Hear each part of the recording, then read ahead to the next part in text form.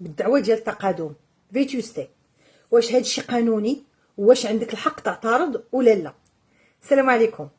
اليوم غادي نهضروا على واحد الموضوع اللي كيخلق جدل كبير بين المؤمن لهم والشركه ديال التامين، واللي هو لا فيتوستي او تقادم. جاني سؤال من عند واحد الصديق غادي نجاوبو ونستافدوا معاه. كاينين بزاف ديال الناس كيصلحوا السيارات ديالهم ومن بعد كيتفاجئوا ان الشركه ديال التامين خلصت غير جزء من الفاتوره، يعني لا فاكتور، وقالت لهم انه خصمنا النسبه ديال التقادم حيت القطع الجديده غادي تعطي قيمه اكثر للسياره. ولكن السؤال الحقيقي اللي خصنا نطرحوه على راسنا هو: واش اي شركه تاع التامين عندها الحق تطبق التقادم كيف ما بغات، ولا خاصها تحترم القانون والعقد والخبره اللي هي الاكسبير هضرنا عليه اول البارح؟ الجواب فيه واحد التفاصيل اللي جدا مهمه خصنا نردوا منها البال. اول حاجه خصنا نفهموها ونعرفوها هي اشنا هي اصلا هاد لا فيتوستي. لا فيتوستي او التقادم هو النقصان الطبيعي اللي كيوقع للقيمه ديال السياره او بعض القطع بسبب العمر ديالها ولا الاستعمال ديالها. يعني الا كانت مثلا عندك سياره عمرها سنوات، فمن الطبيعي القيمه ديالها ما تبقاش هي نفسها نهار اللي شريتيها. هذه درنا عليها فيديو قبل. داكشي علاش التامينات كتستعمل مفهوم القيمه التجاريه اللي هي لا فالور فينال، وماشي دائما القيمه الجديده اللي هي لا فالور انوف. هذا المبدا شرحته كذلك هيئه مراقبه التامينات والاحتياط الاجتماعي اللي هي لا كابس، ووضحت ان التامينات كتعتمد على مبدا التعويض فقط وماشي الاغناء بدون سبب اللي هو لونغيشيسمون سون كوز. ولكن من ناحيه اخرى، واش هادشي ما كيعنيش ان اي خصم كيكون قانوني؟ نعطيكم واحد المثال باش نفهموا اكثر. الا كانت السياره ديالك مؤمنه مثلا بالقيمه الجديده، او عندك ضمانه اضافيه اللي مثلا الاسم ديالها غاشا دو فيتوستي، فالشركه ديال التامين قد تكون ملزمه ترجع لك المبلغ ديال التقادم او جزء منه حسب العقد. لا كابس كتوضح ان هذه الضمانه راه اختياريه، ولكن الا كانت موجوده خاص الشركه تطبقها كما هو منصوص عليه في العقد. سي تزيدها بحال اضافه.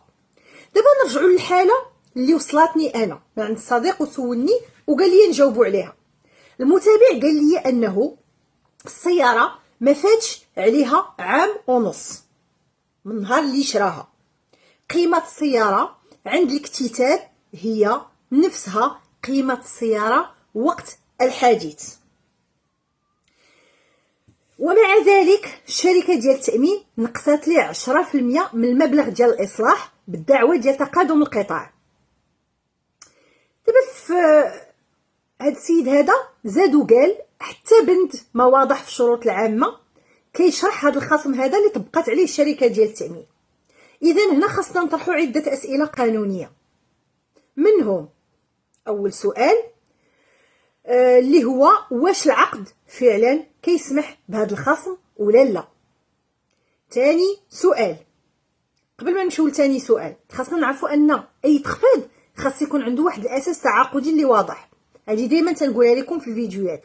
داكشي علاش العقد الا ما فيهش طريقه احتساب التقادم او ما فيهش السلم اللي هو الباغيم دو فيتوستي، فالمؤمن لا عنده الحق انه يطلب من الشركه توضح الاساس القانوني والتقني اللي اعتمدت عليه باش مثلا تطبق عليه هذا 10%.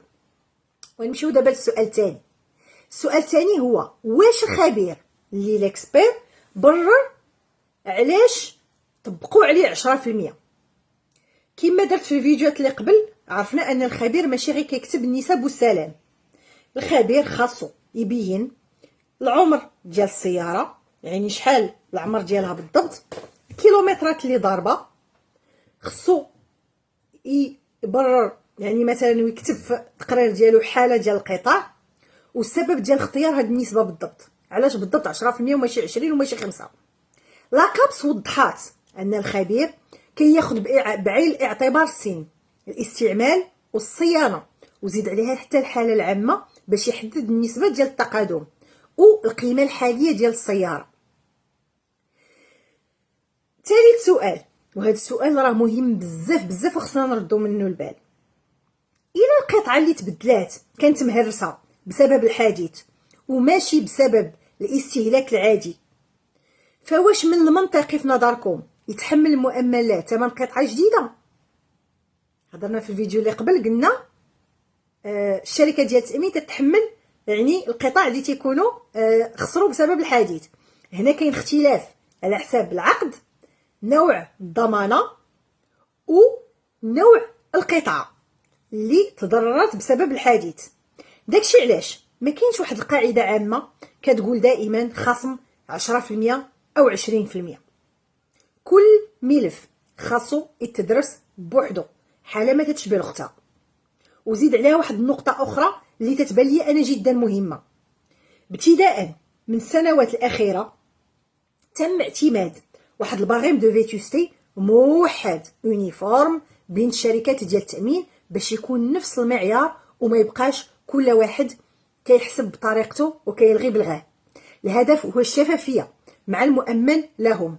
صافي دير ماشي تمشي عند شركه تطبق عليك حاجه والشركه الاخرى تطبق عليك حاجه، وهذا الشيء راه ما جبتوش من عندي، سي لا فيدراسيون ماروكان دو لاسيغونس اللي هضرات على هذا الشيء. دابا الى الصديق ديالنا حس ان الشركه ظلماتو اشنو خصو يدير بالضبط؟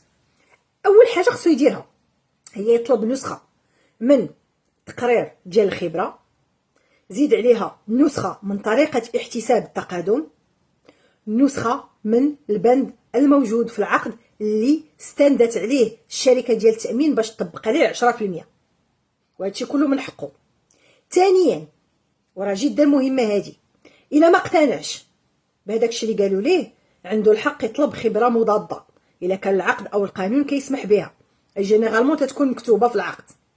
ثالث حاجه واللي جدا مهمه حتى هي، صراحه كل الفيديو مهم، يمكن تقدم شكايه رسميه للشركه، هذه تنقولها لكم كلهم الفيديوهات.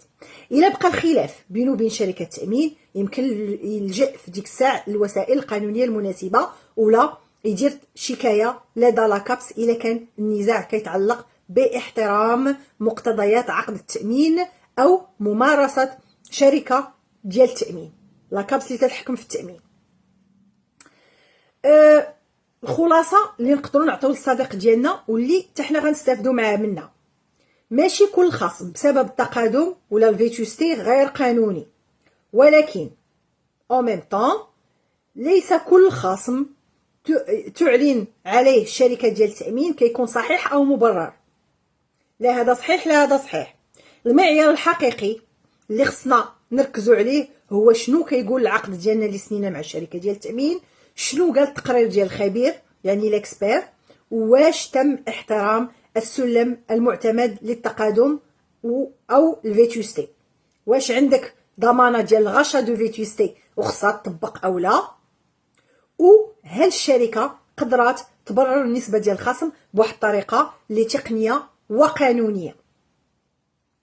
وقبل ما تقبل اي تعويض كي تنقول لكم دائما طلب جميع الوثائق، قرا العقد ديالك مزيان، لان مرات كثيره الفرق كيكون آلاف ديال الدراهم. داكشي علاش قرا العقد ديالك قبل ما تسني على حتى حاجه.